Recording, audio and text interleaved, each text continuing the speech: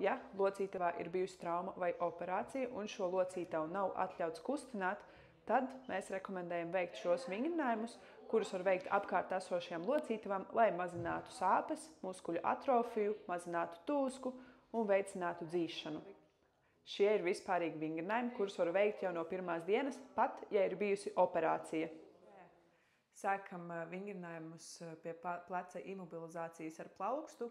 Pirmais vingrinājums, ko rekomendējam jums veikt, ir plaukstas fleksija un ekstenzija, jeb plaukstu virzīt uz augšu pie sevis un lejā. Šajā vingrinājumā mēģinam veikt šo kustību pilnā amplitūdā, cik tālu varam abos virzienos.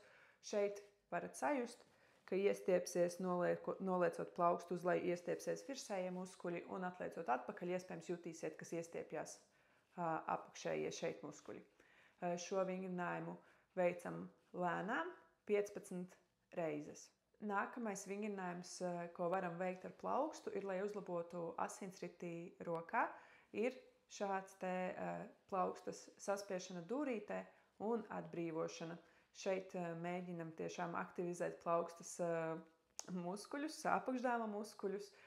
Nav svarīgi, ka jūs spiežat no visa spēka, bet tomēr sajūtat, ka jums strādā apakšdāma muskuļi. Kā nākamo vingrinājumu veicam plaukstas pavēršanu uz augšu un uz leju. Šo vingrinājumu veicam pēc iespējas lielākā amplitūdā, kādā jūs to varat veikt. Veicam to 15 reizes, taču uzmanamies, ja šeit jūs jūtat diskomfortu plecā, tad šo vingrinājumu neveicam. Pie pleclocītavas imobilizācijas ir ļoti svarīgi arī izkustināt kaklu. Pirmais vingrinājums, ko mēs šeit varam veikt, ir mierīgi pagriezt galvu uz sāniem, uz vienu pusi un uz otru pusi. Plecus turam lejā, neceļam augšā tos pie ausīm un mierīgi veicam tāpēc, lai strauji veicot mums nesarēptu galva. Šo mēs taisam 10 līdz 15 reizes, pagriežot galvu no vienas puses uz otru.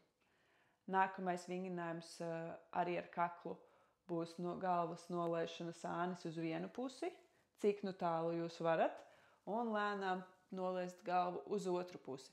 Šeit nedaudz pievelkam zodu sev klāt, un arī mierīgi un bez steigas sajūtam, ka iestiepjās kakls, noliecot galvu uz pretējo pusi, un šo arī 10 līdz 15 reizes.